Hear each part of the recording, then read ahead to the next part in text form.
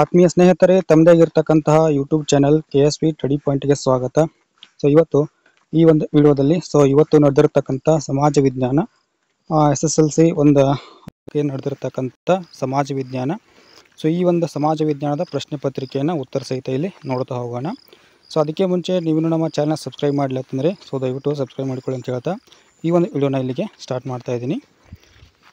ಮೊದಲಿಗೆ ಬಹು ಆಯ್ಕೆ ಪ್ರಶ್ನೆಗಳಿದ್ದು ಅಲ್ಲಿ ಮೊದಲೇ ಯಾವುದಪ್ಪ ಅಂತಂದ್ರೆ ದ್ವಿ ಸರ್ಕಾರವನ್ನು ಜಾರಿಗೆ ತಂದಿರತಕ್ಕಂಥ ಬ್ರಿಟಿಷ್ ಅಧಿಕಾರಿ ಅಂತೇಳಿ ಒಂದು ಪ್ರಶ್ನೆಯನ್ನು ಕೇಳಿದ್ರು. ಅದಕ್ಕೆ ಸರಿಯಾದ ಉತ್ತರ ಯಾವುದಪ್ಪ ಅಂತಂದ್ರೆ ರಾಬರ್ಟ್ ಕ್ಲೈವ್ ಅಂತಕ್ಕಂಥ ಒಬ್ಬ ಬ್ರಿಟಿಷ್ ಅಧಿಕಾರಿ. ನೆಕ್ಸ್ಟ್ ಎರಡನೇ ಪ್ರಶ್ನೆ ಇತ್ತು ಬ್ರಹ್ಮ ಸಮಾಜದ ಸ್ಥಾಪಕರು ಅಂತೇಳಿ. ಅದ ಸ್ಥಾಪಕರು ಯಾರಪ್ಪ ಅಂತಂದ್ರೆ ರಾಜಾರಾಮ್ ಮೋಹನ್ ರಾಯರು ಅಂತೇಳಿ. ಇನ್ನು ಮೂರನೇ ಪ್ರಶ್ನೆ ಶಿಕ್ಷಣ ಹಕ್ಕು ಕಾಯ್ದೆ ಜಾರಿಗೆ ಬಂದಿದ್ದು ಅಂತೇಳಿ ಒಂದು ಪ್ರಶ್ನೆ ಇತ್ತು. ಆ ಒಂದು ಪ್ರಶ್ನೆಗೆ ಉತ್ತರವನ್ನು ನೋಡೋದಾದ್ರೆ 2009ರಲ್ಲಿ ಅದು ಜಾರಿಗೆ ಬರ್ತದೆ. ನೆಕ್ಸ್ಟ್ ನಾಲ್ಕನೇ ಪ್ರಶ್ನೆ ಮಾನವ ಕುಲ ತಾನೊಂದೇ ಒಲಂ ಅಂಥೇಳಿ ಹೇಳಿದವರು ಯಾರು ಅಂತೇಳಿ ಒಂದು ಪ್ರಶ್ನೆಯನ್ನು ಕೇಳಿದರು. ಅದಕ್ಕೆ ಸರಿಯಾದ ಉತ್ತರ ಯಾವುದಪ್ಪ ಅಂತಂದ್ರೆ ಪಂಪ ಅಂತಕ್ಕಂಥವನು. ನೆಕ್ಸ್ಟ್ ಐದನೇ ಪ್ರಶ್ನೆ ಪೂರ್ವ ಘಟ್ಟಗಳು ಮತ್ತು ಪಶ್ಚಿಮ ಘಟ್ಟಗಳು ಸಂಧಿಸುವುದು ಎಲ್ಲಿ ಅಂಥೇಳಿ ಒಂದು ಪ್ರಶ್ನೆಯನ್ನು ಬಹು ಆಯ್ಕೆಯಲ್ಲಿ ಕೇಳಿದರು. ಎಲ್ಲಿ ತಂದಾಗ ನೀಲಗಿರಿ ಬೆಟ್ಟಗಳಲ್ಲಿ ಸಂಧಿಸ್ತವೆ. ಓಕೆ, ಆರನೇ ಪ್ರಶ್ನೆ ಭಾರತದಲ್ಲಿ ಅತಿ ಹೆಚ್ಚು ಮಳೆಯನ್ನು ಪಡಿತಕ್ಕಂಥ ಒಂದು ಪ್ರದೇಶ ಅಂತೇಳಿ ಇಲ್ಲಿ ಪ್ರಶ್ನೆಯನ್ನು ಕೇಳಿದರು. ಅದಕ್ಕೆ ಸರಿಯಾದ ಉತ್ತರ ಯಾವುದಪ್ಪ ಅಂತಂದ್ರೆ ಮಾಸಿನ್ರಾಮ್, ಮೇಘಾಲಯ ರಾಜ್ಯದ ಮಾಸಿನ್ರಾಮ್ ಅಂತೇಳಿ ಕರಿತೀವಿ. ಓಕೆ, ನೆಕ್ಸ್ಟು ಏಳನೇ ಪ್ರಶ್ನೆ ಡಾಕ್ಟರ್ MS ಸ್ವಾಮಿನಾಥನ್ರವರನ್ನು ಭಾರತ ಹಸಿರು ಕ್ರಾಂತಿಯ ಪಿತಾಮಹ ಅಂತೇಳಿ ಏಕೆ ಕರೆಯುತ್ತಾರೆ? ಅದಕ್ಕೆ ಮುಖ್ಯವಾಗಿರ್ತಕ್ಕಂಥ ಕಾರಣ ಏನಂತಂದ್ರೆ ಅವರು ಕೃಷಿಯಲ್ಲಿ ಸುಧಾರಿತ ತಂತ್ರಜ್ಞಾನವನ್ನು ಜಾರಿಗೆ ತರ್ತಾರೆ, ಆ ಒಂದು ಕಾರಣಕ್ಕಾಗಿ. ಓಕೆ, ನೆಕ್ಸ್ಟು ಎಂಟನೇ ಒಂದು ಪ್ರಶ್ನೆ ಶ್ರುತಿಗೆ ಅಕ್ಷರ ಎಂಬ ಹೆಸರಿನ 6 ವರ್ಷದ ಮಗಳಿದ್ದಾಳೆ. ಮಗಳ ಉನ್ನತ ವ್ಯಾಸಂಗಕ್ಕಾಗಿ ಅವಳು ಹಣವನ್ನು ಏನು ಮಾಡ್ತಾ ಇದ್ದಾಳಪ್ಪ ಅಂದ್ರೆ ಉಳಿತಾಯ ಮಾಡಬೇಕಾಗಿದೆ. ಹಾಗಾದ್ರೆ ತೆರೆಯಬಹುದಾಗಿರ್ತಕ್ಕಂಥ ಒಂದು ಖಾತೆ ಯಾವುದು ಅಂತೇಳಿ ಇಲ್ಲಿ ಕೇಳಿರ್ತಕ್ಕಂಥದ್ದಿದೆ. ಅದು ಖಾತೆ ಯಾವುದಪ್ಪ ಅಂತಂದ್ರೆ ಆವರ್ತ ಠೇವಣಿ ಖಾತೆ ಅಂತಕ್ಕಂಥದ್ದು. ಅಂದರೆ ಭವಿಷ್ಯದ ಅವಶ್ಯಕತೆಗಳನ್ನು ಈಡೇರಿಸಲಿಕ್ಕೆ ಈ ಒಂದು ಖಾತೆಗಳನ್ನು ಓಪನ್ ಮಾಡಬಹುದು. ಇನ್ನು ಒಂದು ವಾಕ್ಯದಲ್ಲಿ ಕೇಳಿರ್ತಕ್ಕಂಥ ಒಂದು ಪ್ರಶ್ನೆಗಳಿದಾವೆ. ಡಚ್ಚರ ವಿರುದ್ಧ ಹೋರಾಡಿದ ವೈನಾಡಿನ ದೊರೆ ಯಾರು ಅಂತೇಳಿ. ದೊರೆ ಯಾರು ಅಂತಂದ್ರೆ ಮಾರ್ತಾಂಡವರ್ಮ ಅಂತೇಳಿ. 10ನೇ ಪ್ರಶ್ನೆ 1765ರ ಹೊತ್ತಿಗೆ ಬ್ರಿಟಿಷರ ನಿಯಂತ್ರಣವು ಬಂಗಾಳ ಮತ್ತು ಬೊಂಬಾಯಿಗಳ ಮಾತ್ರ ಏನಪ್ಪ ಅಂತಂದ್ರೆ ಸೀಮಿತವಾಗಿತ್ತು, ಏಕೆ ಅಂಥೇಳಿ.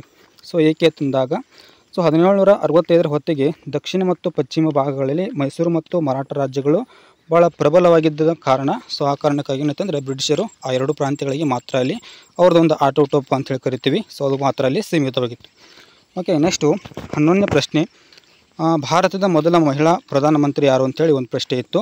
ಅದು ಯಾರಪ್ಪ ಅಂದ್ರೆ ಇಂದಿರಾ ಗಾಂಧಿ ಅಂತೇಳಿ. ಇನ್ನು ಶ್ರಮ ವಿಭಜನೆ ಅಂತೇಳಿ ಒಂದು ಪ್ರಶ್ನೆಯನ್ನು ಕೇಳಿದ್ರು.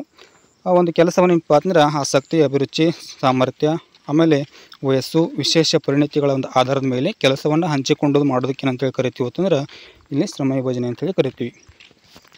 13ನೇ ಪ್ರಶ್ನೆ ಸಂಘಟಿತ ವಲಯದ ಕೆಲಸಗಾರರಿಗೆ ಒಂದು ಉದಾಹರಣೆ ಕೊಡಿ ಅಂತೇಳಿ. ನಾನಿಲ್ಲಿ ಶಿಕ್ಷಕರು ಅಂತಕ್ಕಂಥವ್ರು ಒಂದು ಉದಾಹರಣೆಯನ್ನು ಕೊಟ್ಟಿದ್ದೇನೆ. ನೆಕ್ಸ್ಟು 14ನೇ ಪ್ರಶ್ನೆ ಅತಿ ಹೆಚ್ಚು ಅರಣ್ಯ ಪ್ರದೇಶವನ್ನು ಹೊಂದಿರತಕ್ಕಂಥ ಭಾರತದ ಒಂದು ರಾಜ್ಯವನ್ನು ಹೆಸರಿಸಿ ಅಂತೇಳಿ. ಅದು ಯಾವುದಪ್ಪ ಅಂದ್ರೆ ಮಧ್ಯಪ್ರದೇಶ ಅಂತಕ್ಕಂಥದ್ದು ಒಂದು ರಾಜ್ಯ. ಓಕೆ, ನೆಕ್ಸ್ಟು 15ನೇ ಪ್ರಶ್ನೆ ಭಾರತದ ಆರ್ಥಿಕ ಯೋಜನೆ ಪಿತಾಮಹ ಎಂದು ಯಾರನ್ನು ಕರೀತಾರೆ ಅಂತೇಳಿ. ಈಜಿ ಇರ್ತಕ್ಕಂಥ ಪ್ರಶ್ನೆ ಸರ್ ಎಂ ವಿಶ್ವೇಶ್ವರಯ್ಯನನ್ನು.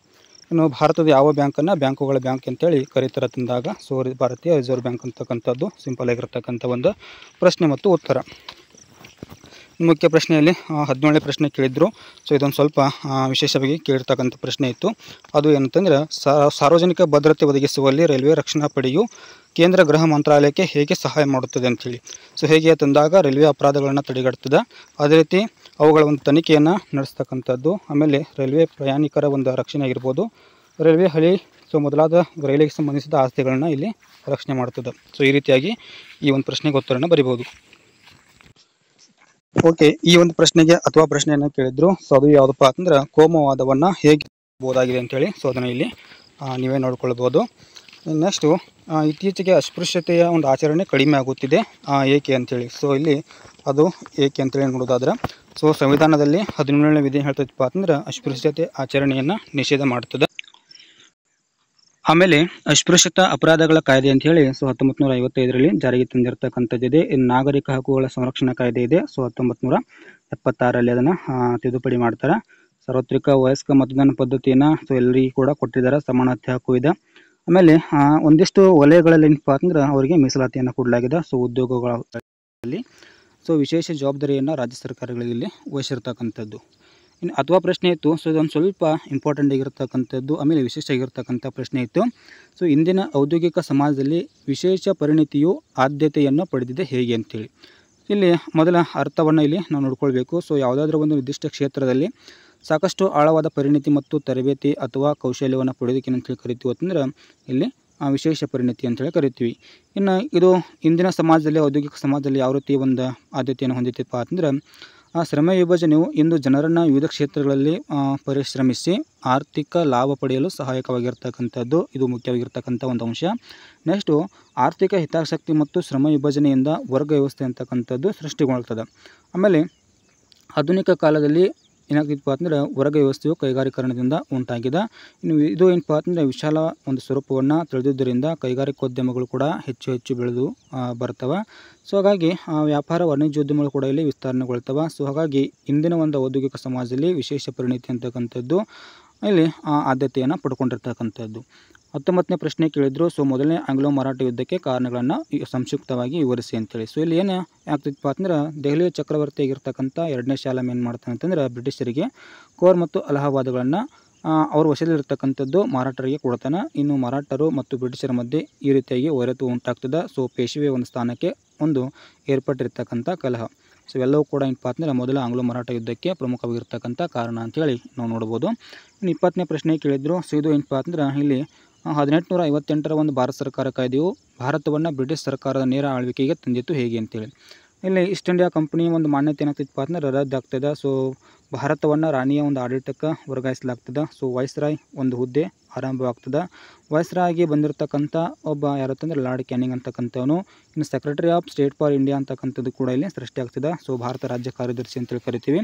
ಇನ್ನು 15 ಜನ ಒಂದು ಸದಸ್ಯರನ್ನ ಒಳಗೊಂಡಂತೆ ಭಾರತ ಮಂಡಳಿ ಒಂದು ಅಸ್ತಿತ್ವಕ್ಕೆ ಬರ್ತದೆ. ಇನ್ನು ಇನ್ನೊಂದು ಇಂಪಾರ್ಟೆಂಟ್ ಆಗಿರ್ತಕ್ಕಂಥ ಪ್ರಶ್ನೆ ಅದು ಯಾವಪ್ಪ ಅಂದರೆ ಲಕ್ಷದ್ವೀಪ ಮತ್ತು ಅಂಡಮಾನ್ ನಿಕೋಬಾರ್ ದ್ವೀಪಗಳ ನಡುವಿನ ವ್ಯತ್ಯಾಸ ಅಂತೇಳಿ. ಇಲ್ಲಿ ಅಂಡಮಾನ್ ನಿಕೋಬಾರ್ ದ್ವೀಪಗಳು ಮೊದಲು ನೋಡೋಣ. ಇಲ್ಲಿ ಈ ಒಂದು ದ್ವೀಪಗಳೇನಪ್ಪ ಅಂತಂದರೆ ಇಲ್ಲಿ ಎಲ್ಲಿ ಕಂಡು ಬರ್ತಾವೆ ಅಂತಂದರೆ ಬಂಗಾಳ ಕೊಲ್ಲಿಯಲ್ಲಿ ಕಂಡು ಬರ್ತವೆ. ಸೊ ಟೋಟಲಾಗಿ ಈ ಒಂದು ಪಶ್ಚಿಮ ಅಥವಾ ಬಂಗಾಳ ಕೊಲ್ಲಿಯಲ್ಲಿ ಏನಪ್ಪ ಅಂತಂದ್ರೆ ಅತಿ ಹೆಚ್ಚು ಇರತಕ್ಕಂಥದ್ದು 204 ದ್ವೀಪಗಳು. ಇನ್ನು ಗಟ್ಟಿಯಾದ ಜ್ವಾಲಾಮುಖಿ ಒಂದು ನಿರ್ಮಿತದಿಂದ ಏನಾಗಿತ್ತು ಅಂತಂದರೆ ಇಲ್ಲಿ ನಿರ್ಮಿತಗೊಂಡಿರ್ತವೆ. ಇನ್ನು ಲಕ್ಷದ್ವೀಪಗಳ ತಂದಾಗ ಸೊ ಅರಬ್ಬಿ ಸಮುದ್ರದಲ್ಲಿ ಕಂಡು ಬರ್ತವೆ. ಸೊ ಹವಳದ ದ್ವೀಪಗಳು ಕೂಡ ಇಲ್ಲಿ ಇರ್ತವೆ. ಟೋಟಲಾಗಿ ಅರಬ್ಬಿ ಸಮುದ್ರದಲ್ಲಿ 43 ದ್ವೀಪಗಳು ಕಂಡು ಬರ್ತಕ್ಕಂಥದ್ದು. ಓಕೆ, ನೆಕ್ಸ್ಟು 22ನೇ ಪ್ರಶ್ನೆ. ಸೊ ಇದು ಆಲ್ರೆಡಿ ಏನಪ್ಪ ಅಂತಂದ್ರೆ ನಾವು ನೋಡಿದ್ದೀವಿ. ಸೊ ವಾಯುಗುಣವನ್ನು ಪ್ರಭಾವಿಸ್ತಕ್ಕಂಥ ಅಂಶಗಳು ಯಾವಂತೇಳಿ ಅಕ್ಷಾಂಶ, ಆಮೇಲೆ ಸಾಗರಗಳಿಂದ ಇರ್ತಕ್ಕಂಥ ದೂರ, ಪರ್ವತ ಸರಣಿಗಳ ಬಿರುವ ರೀತಿ. ಸೊ ಈ ರೀತಿ ಏನಾಗುತ್ತೆ ವಾಯುಗುಣದ ಮೇಲೆ ಪ್ರಭಾವ ಬೀರ್ತಕ್ಕಂಥ ಅಂಶಗಳು ಇಲ್ಲಿ ಅದಾವೆ. ಸೊ ಅದನ್ನು ನೀವು ಬರೀಬೇಕಾಗಿತ್ತು. ಇನ್ನು ಮತ್ತೊಂದು ಕೇಳಿದ್ರು. ಸೊ ಪಂಚವಾರ್ಷಿಕ ಯೋಜನೆ ಉದ್ದೇಶ ಅಂತೇಳಿ. ಸೊ ಆಲ್ರೆಡಿ ಇದನ್ನು ಕೂಡ ಇಲ್ಲಿ ನಾವು ಇಂಪಾರ್ಟೆಂಟ್ ಪ್ರಶ್ನೆಯಲ್ಲಿ ನೋಡಿದ್ದೇವೆ. ಉತ್ಪಾದನೆಯನ್ನು ಗರಿಷ್ಠ ಮಟ್ಟಕ್ಕೆ ಹೆಚ್ಚಿಸುವುದು, ಆಮೇಲೆ ಆರ್ಥಿಕ ಸಮಾನತೆ, ಆಮೇಲೆ ಅರ್ಥವ್ಯವಸ್ಥೆಯನ್ನು ಆಧುನೀಕರಣಗೊಳಿಸುವುದು. ಸೊ ಈ ರೀತಿ ಏನಾದ್ದು ಅಂತಂದರೆ ಇಲ್ಲಿ ಉದ್ದೇಶಗಳನ್ನು ಬರೀಬೇಕಾಗಿತ್ತು. ನೆಕ್ಸ್ಟು ಉಳಿತಾಯ ಖಾತೆ ಮತ್ತು ಚಾಲ್ತಿ ಖಾತೆಗಳ ನಡುವಿನ ವ್ಯತ್ಯಾಸವನ್ನು ಬರೀರಿ ಅಂತೇಳಿ. ಸೊ ಇದು ಕೂಡ ಏನಪ್ಪ ಅಂತಂದ್ರೆ ನಾವು ಇಂಪಾರ್ಟೆಂಟ್ ಪ್ರಶ್ನೆಯಲ್ಲಿ ಒಂದೇನು ವಿಡಿಯೋ ಇತ್ತಲ್ಲ, ಸೊ ಅದರಲ್ಲಿ ನಾವು ಇಲ್ಲಿ ನೋಡಿದ್ದೀವಿ. ಇದು ನೀವು ಇಲ್ಲಿ ನೋಡ್ಕೊಳ್ಬೋದು. ಓಕೆ, ನೆಕ್ಸ್ಟು 3 ಅಂಕದ ಪ್ರಶ್ನೆಗಳಿಗೆ ಸೊ ಇಲ್ಲಿ ಕೇಳಿದ್ರು. 25ನೇ ಪ್ರಶ್ನೆ ಪ್ಲಾಸ್ಟಿಕ್ ಕದನಕ್ಕೆ ಕಾರಣ ಮತ್ತು ಪರಿಣಾಮಗಳಂತೇಳಿ. ಸೊ ಇದು ಕೂಡ ಏನಪ್ಪ ಅಂತಂದ್ರೆ ಇಲ್ಲಿ ನಾವು ನೋಡಿದ್ದೇವೆ. ಸೊ ಪುಸ್ತಕಗಳ ದುರುಪಯೋಗ ಆಗ್ತದೆ, ಅನುಮತಿ ಇಲ್ಲದೆ ಕೋಟೆ ದುರಸ್ತಿ, ಕಪ್ಪು ಕೋಣೆಯ ದುರಂತ ಅಂತೇಳಿ. ಸೊ ಇಷ್ಟು ಏನಪ್ಪ ಅಂತಂದ್ರೆ ಕಾರಣಗಳಾದ್ರೆ. ಇನ್ನು ಪರಿಣಾಮಗಳನ್ನು ನೋಡೋದಾದ್ರೆ ಸೊ ಭಾರತೀಯರಲ್ಲಿದ್ದ ಅನೈಕ್ಯತೆ, ಅಸಂಘಟನೆ ಅಂತಕ್ಕಂಥದ್ದು ಇಲ್ಲಿ ಪ್ರದರ್ಶನ ಆಗ್ತದೆ. ಸೊ ಮೀರ್ ಜಾಫರ್ ಬಂಗಾಳದ ನವಾಬ್ ಆಗ್ತಾನೆ. ಕಂಪನಿಯು ಏನಪ್ಪ ಅಂತಂದ್ರೆ ಬಂಗಾಳದಲ್ಲಿ ವ್ಯಾಪಾರದ ಹಕ್ಕನ್ನು ಪಡಿತದೆ. ಸೊ ಮೀರ್ ಜಾಫರ್ ಕಂಪ್ನಿಗೆ 17 ಕೋಟಿ 70 ಲಕ್ಷ ರೂಪಾಯಿನ ಕೊಡ್ತಾನೆ. ಸೊ ಇದಿಷ್ಟು ಪರಿಣಾಮಗಳನ್ನಾಗಿ ನೋಡಿದ್ವಿ. ಇನ್ನು ಅಥವಾ ಪ್ರಶ್ನೆಯನ್ನು ಕೇಳಿದ್ರು. ಸೊ ಇದು ಕೂಡ ಏನಂತಂದ್ರೆ 2ನೇ ಅಧ್ಯಾಯದಲ್ಲಿ ಬರ್ತಕ್ಕಂಥ ಒಂದು ಇಂಪಾರ್ಟೆಂಟ್ ಪ್ರಶ್ನೆ, ಸಹಾಯಕ ಸೈನ್ಯ ಪದ್ಧತಿಯ ನಿಬಂಧನೆಗಳಂತೇಳಿ. ಸೊ ಇದು ಆಲ್ರೆಡಿ ಏನಪ್ಪ ಅಂತಂದ್ರೆ ಗೊತ್ತಿರ್ತದೆ. ಸೊ ಅದನ್ನು ನಾನಿಲ್ಲಿ ಸ್ಕಿಪ್ ಮಾಡ್ತಾ ಇದ್ದೀನಿ. ಇನ್ನು ಇನ್ನೊಂದು ಪ್ರಶ್ನೆ ಕೇಳಿದ್ರು, ನಾವು ಅರಣ್ಯಗಳನ್ನು ಹೇಗೆ ಸಂರಕ್ಷಿಸಬಹುದು ಅಂತೇಳಿ. ಸೊ ಹೇಗೆ ತಂದಾಗ ಘರ್ಷಿತ ಮರಗಳನ್ನು ತೆಗೆದು ರೋಗಗಳನ್ನು ನಿಯಂತ್ರಿಸುವುದು, ಸಸಿಗಳನ್ನು ನೆಡುವುದು, ಬೀಜಗಳನ್ನು ಹರಡುವುದು, ಕಾನೂನುಬಾಹಿರ ಕ್ರಮಕ್ಕೆ ಏನಪ್ಪ ಅಂತಂದ್ರೆ ಅದನ್ನು ನಿಯಂತ್ರಿಸುವುದು, ಮರ ಕಡಿಯುವುದನ್ನು. ಇನ್ನು ಸಾಕು ಪ್ರಾಣಿಗಳನ್ನ ಮೇಯಿಸುವುದನ್ನು ಏನು ಮಾಡೋದು ಅಂತಂದ್ರೆ ಇಲ್ಲಿ ನಿಯಂತ್ರಿಸುವುದು. ಸೊ ಮರ ನೆಡಲು ಏನಪ್ಪ ಅಂತಂದ್ರೆ ಪ್ರೋತ್ಸಾಹಿಸುವುದು. ಸೊ ರಕ್ಷಣೆಗೆ ಪ್ರೇರೇಪಿಸುವುದು, ಸಾಮಾಜಿಕ ಅರಣ್ಯ ಯೋಜನೆಯನ್ನು ಏನು ಮಾಡೋದು ಅಂತಂದರೆ ಬೆಳೆಸುವುದು ಅಥವಾ ಪ್ರೋತ್ಸಾಹವನ್ನು ಕೊಡ್ತಕ್ಕಂಥದ್ದು. ಅಥವಾ ಪ್ರಶ್ನೆ ಕೇಳಿದ್ರು, ಮಣ್ಣಿನ ಸವೆತವನ್ನು ಹೇಗೆ ತಡೆಗಟ್ಟಬಹುದು ಅಂತೇಳಿ. ಸೊ ಅದನ್ನು ಇಲ್ಲಿ ನೀವೇ ನೋಡ್ಕೊಳ್ಬೋದು. ಓಕೆ, ನೆಕ್ಸ್ಟು ಪಂಚವಾರ್ಷಿಕ ಯೋಜನೆಗಳ ಸಾಧನೆಗಳಂತೇಳಿ. ಸೊ ಇದು ಕೂಡ ಏನಂತಂದ್ರೆ ನೀವು ಇಲ್ಲಿ ನೋಡ್ಕೊಳ್ಬೋದು. ರಾಷ್ಟ್ರೀಯ ಆದಾಯದಲ್ಲಿ ಬೆಳವಣಿಗೆ ಆಗ್ತದೆ, ಆಮೇಲೆ ತಲಾ ಆದಾಯದಲ್ಲಿ ಬೆಳವಣಿಗೆ ಆಗ್ತದೆ, ಆಮೇಲೆ ಕೃಷಿ ಮತ್ತು ಕೈಗಾರಿಕಾ ಒಂದು ಸೇವಲೆಗಳ ಅಭಿವೃದ್ಧಿ ಆಗ್ತದೆ, ಉದ್ಯೋಗಾವಕಾಶಗಳು ಇರ್ತಾವೆ, ತಂತ್ರಜ್ಞಾನ ಅಂತಕ್ಕಂಥದ್ದು ಪ್ರಗತಿ ಆಗ್ತದೆ. ಸೊ ಈ ರೀತಿಯಾಗಿ ಏನಪ್ಪ ಅಂತಂದ್ರೆ ಪಂಚವಾರ್ಷಿಕ ಯೋಜನೆಗಳ ಸಾಧನೆಗಳದಾವ. ಸೊ ಅದನ್ನ ಇಲ್ಲಿ ನೋಡ್ಕೊಳ್ಬೋದು. ನೆಕ್ಸ್ಟ್ ಅಥವಾ ಪ್ರಶ್ನೆ ಕೇಳಿದ್ರು, ಹಸಿರು ಕ್ರಾಂತಿಗೆ ಒಂದು ಪ್ರೇರಣೆ ಹೊಂದಿರತಕ್ಕಂಥ ಅಥವಾ ಪ್ರಭಾವಿಸಿದ ಅಂಶಗಳು ಯಾವ ಅಂತೇಳಿ. ಇಲ್ಲಿ ಮುಖ್ಯವಾಗಿ ಏನಪ್ಪ ಅಂದರೆ ಇಳುವರಿ ಬೀಜಗಳು, ರಾಸಾಯನಿಕ ಗೊಬ್ಬರ, ಕ್ರಿಮಿನಾಶಕಗಳ ಬಳಕೆ, ಸುಗ್ಗಿ ಪೂರ್ವ ತಂತ್ರಜ್ಞಾನ, ನಂತರದ ತಂತ್ರಜ್ಞಾನ. ಸೊ ಈ ರೀತಿ ಏನಂತಂದ್ರೆ ಇಲ್ಲಿ ಅಂಶಗಳದಾವ. ಸೊ ಅದನ್ನ ಸ್ವಲ್ಪ ನೋಡ್ಕೊಂಡ್ಬಿಡ್ರಿ. ಓಕೆ, ನೆಕ್ಸ್ಟು ಬ್ಯಾಂಕುಗಳ ಗುಣಲಕ್ಷಣ ಅಂತ ಹೇಳಿದಾವ. ಸೊ ಹಣದ ಒಂದು ವಹಿವಾಟು ಆಗಿರ್ಬೋದು, ವ್ಯಕ್ತಿ ಅಥವಾ ಕಂಪನಿ ಆಗಿರ್ಬೋದು, ಸಾಲಗಳನ್ನು ಕೊಡ್ತದ, ಆಮೇಲೆ ಲಾಭ ಮತ್ತು ಸೇವಾ ಮನೋಭಾವನೆ ಹೊಂದಿರತಕ್ಕಂಥದ್ದು, ಬ್ಯಾಂಕ್ ವ್ಯವಹಾರ ಅಂತಕ್ಕಂಥದ್ದು, ಕೊನೆಯದಾಗಿ ಹಸಿರನ ಗುರುತು ಅಂತಕ್ಕಂಥದ್ದು. ಓಕೆ, ನೆಕ್ಸ್ಟು ಅಂಚೆ ಕಚೇರಿಗಳು ಸಲ್ಲಿಸುವ ಹಣಕಾಸಿನ ಸೇವೆಗಳು ಯಾವ ಅಂತೇಳಿ. ಸೊ ರಾಷ್ಟ್ರೀಯ ಉಳಿತಾಯ ಪತ್ರಗಳನ್ನು ಕೊಡುತ್ತಿದ್ದ ಅಂಚೆ ಉಳಿತಾಯ ಖಾತೆಗಳು, ಕಿಸಾನ್ ವಿಕಾಸ್ ಪತ್ರಗಳು, ಅಂಚೆ ವಿಮೆ, ಹಣವನ್ನು ವರ್ಗಾಯಿಸಿದ, ಸೊ ನಿವೃತ್ತಿ ವೇತನವನ್ನು ಕೊಡುತ್ತದೆ. ಸೊ ಇನ್ನೂ ಅನೇಕ ಅಂಶಗಳದಾವ. ಸೊ ಅದನ್ನಿಲ್ಲಿ ನೋಡ್ಕೊಳ್ಬೋದು.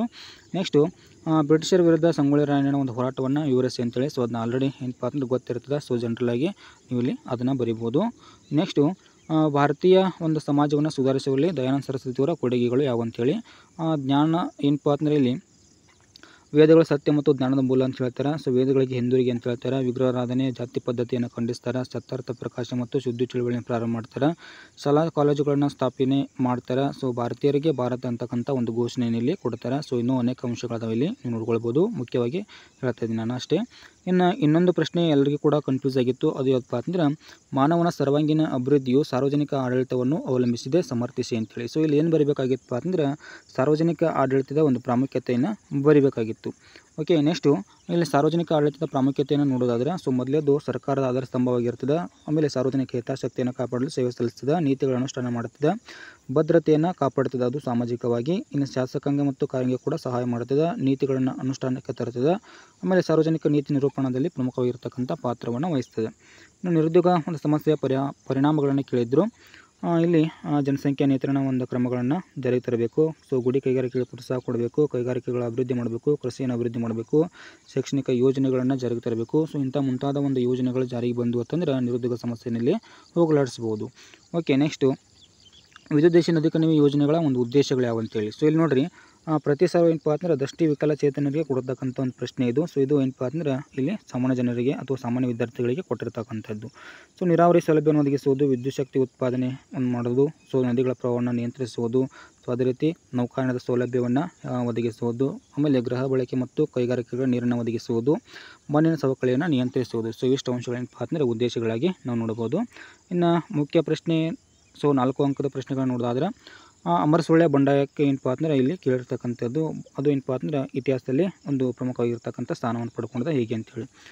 ಅಮರಸುಳ್ಯ ಬಂಡಾಯ ಏನಪ್ಪ ಅಂದ್ರೆ ಇದೊಂದು ರೈತ ಬಂಡಾಯವಾಗಿರ್ತದೆ. ಸೊ ಇಲ್ಲಿ ಪ್ರಮುಖವಾಗಿ 3 ಜನ ಬರ್ತಾರೆ. ಅವರು ಯಾರಪ್ಪ ಅಂದ್ರೆ ಕಲ್ಯಾಣ ಸ್ವಾಮಿ, ಆಮೇಲೆ ಅಪರಾಂಪರ, ಆಮೇಲೆ ಪುಟ್ಟ ಬಸಪ್ಪ ಅಂತಕ್ಕಂಥವ್ರು. ಇವ್ರು ಏನು ಮಾಡ್ತಾರೆ ಅಂತಂದರೆ ಒಂದು ಬಂಡಾಯವನ್ನು ಹೇಳ್ತಾರೆ ಅಂತೇಳಿ ನೋಡ್ಬೋದು. ಇನ್ನು ಪುಟ್ಟ ಬಸಪ್ಪ ಏನು ಮಾಡ್ತಾನೆ ಅಂತಂದ್ರೆ ತಂಬಾಕು ಮತ್ತು ಉಪ್ಪಿನ ಮೇಲಿನ ಸುಂಕವನ್ನು ರದ್ದು ಮಾಡೋದಾಗಿ ಘೋಷಣೆಗೆ ಹೋಗ್ತಾನೆ. ಸೊ ಅದೇ ರೀತಿ ರೈತರು ಮತ್ತು ಬಿಡುಗಡೆದಾರರು ಕೂಡ ಬೆಂಬಲಿಸ್ತಾರೆ. ಸೊ ಸರ್ಕಾರಿ ಅಧಿಕಾರಿಗಳನ್ನಲ್ಲಿ ಬ್ರಿಟಿಷರು ಬಂಧಿಸ್ತಾರೆ, ಜೈಲು ಮತ್ತು ಖಜಾನೆಯನ್ನು ಲೂಟಿ ಮಾಡ್ತಾರೆ. ಸೊ ಅಮರಸುಳ್ಯ ಬಂಡಾಯ ಏನಾಗ್ತಿತ್ತಪ್ಪ ಅಂದರೆ ಸಂಪೂರ್ಣವಾಗಿ ಇಲ್ಲಿ ಬ್ರಿಟಿಷರಿಂದ ಏನಾಗ್ತಿತ್ತು ಅಂದರೆ ಅದು ಏನಾಗ್ತಿತ್ತಪ್ಪ ಅಂದರೆ ಹತ್ಯೆ ಆಗ್ತದೆ. ಅಥವಾ ಇಲ್ಲಿ ಬ್ರಿಟಿಷರು ಏನು ಮಾಡ್ತಾರೆ ಅಂತಂದ್ರೆ ಅಮರಸುಳ್ಯ ಒಂದು ಅಥವಾ ಒಂದು ಅಮಾಲ್ದಾರನ ಏನು ಮಾಡ್ತಾರೆ ಅಂತಂದ್ರೆ ಹತ್ಯೆಯನ್ನು ಮಾಡ್ತಾರೆ ಅಂತೇಳಿ ನೋಡ್ಬೋದು. ಇನ್ನಷ್ಟು ಕೇಳಿದ್ರು ಅಥವಾ ಪ್ರಶ್ನೆಯಲ್ಲಿ, ಸೊ ಕಾಯಂ ಜಮೀನ್ದಾರಿ ಪದ್ಧತಿ ಮತ್ತು ರೈತವಾರಿ ಪದ್ಧತಿಗೆ ಇರ್ತಕ್ಕಂಥ ಒಂದು ವ್ಯತ್ಯಾಸ ಅಂಥೇಳಿ. ಸೊ ಇಲ್ಲಿ ಕೊಟ್ಟಿರ್ತೀನಿ ನೋಡಿರಿ, ನೀವು ಅದನ್ನು ನೋಡ್ಕೊಳ್ಬೋದು ಈ ಒಂದು ಪ್ರಶ್ನೆಗೆ ಉತ್ತರ. ಓಕೆ, ನೆಕ್ಸ್ಟು ಇಲ್ಲಿ ಇನ್ನೊಂದು ಕೇಳಿದ್ರು, ಅದು ಯಾವುದಪ್ಪ ಅಂದ್ರೆ 1833 ಚಾರ್ಟರ್ ಕಾಯ್ದೆಯ ಪ್ರಮುಖ ಅಂಶಗಳಂತ ಯಾವ ಅಂತೇಳಿ. ಸೊ ಇಲ್ಲಿ ಬಂಗಾಳದ ಗವರ್ನರ್ ಭಾರತದ ಗವರ್ನರ್ ಜನರಲ್ ಆಗ್ತಾನೆ. ಸೊ ಈತ ಏನಪ್ಪ ಅಂದ್ರೆ ನಿರ್ದೇಶಿಸುವ, ನಿಯಂತ್ರಿಸುವ ಮತ್ತು ಮೇಲ್ವಿಚಾರಣೆ ಮಾಡ್ತಕ್ಕಂಥ ಅಧಿಕಾರವನ್ನು ಪಡೆದುಕೊಳ್ತಾನೆ.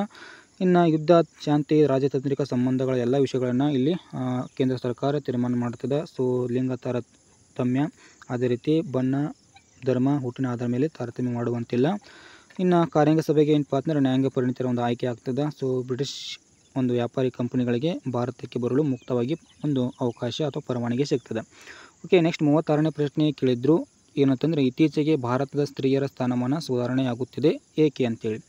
ಸೊ ಏಕೆ ತಂದಾಗ ಅಲ್ಲಿ ಮಹಿಳೆಯರಿಗೋಸ್ಕರ ಅನೇಕ ಒಂದು ಯೋಜನೆಗಳನ್ನು ಜಾರಿಗೆ ತಂದಾರೆ. ಸೊ ಮಹಿಳಾ ಆಯೋಗ ಇದೆ, ಮಹಿಳಾ ಅಭಿವೃದ್ಧಿ ನಿಗಮ ಇದೆ, ಸಖಿ ಒನ್ ಸ್ಟಾಪ್ ಸೆಂಟರ್ ಇದೆ. ಸೊ ಮಹಿಳೆಯರ ಒಂದು ರಕ್ಷಣೆ ಕಾಯ್ದೆ ಇದೆ, ಲೈಂಗಿಕ ಕಿರುಕುಳ ನಿಷೇಧ ಕಾಯ್ದೆ ಇದೆ. ಸೊ ಉದ್ಯೋಗಗಳಲ್ಲಿ ಮೀಸಲಾತಿಯನ್ನು ಕೊಡಲಾಗಿದೆ. ಮುಖ್ಯವಾಗಿ ಮಹಿಳಾ ಸಹಾಯವಾಣಿದ 1091 ಅಂಥೇಳಿ. ಸೊ ಇದು ಕೂಡ ಬರಿಬೋದು. ಸೊ ಉದ್ಯೋಗದಲ್ಲಿ ಮತ್ತು ರಾಜಕೀಯದಲ್ಲಿ ಮೀಸಲಾತಿಯನ್ನು ಕೊಡಲಾಗಿದೆ. ಇನ್ನು ಕಪ್ಪು ಮಣ್ಣು ಮತ್ತು ಜಂಬಿಟ್ಟಿಗೆ ಮಣ್ಣಿಗೆ ಇರತಕ್ಕಂಥ ಒಂದು ವ್ಯತ್ಯಾಸವನ್ನು ಕೇಳಿದರು. ಸೊ ಅದನ್ನ ಇಲ್ಲಿ ನೀವು ನೋಡ್ಕೊಳ್ಬೋದು.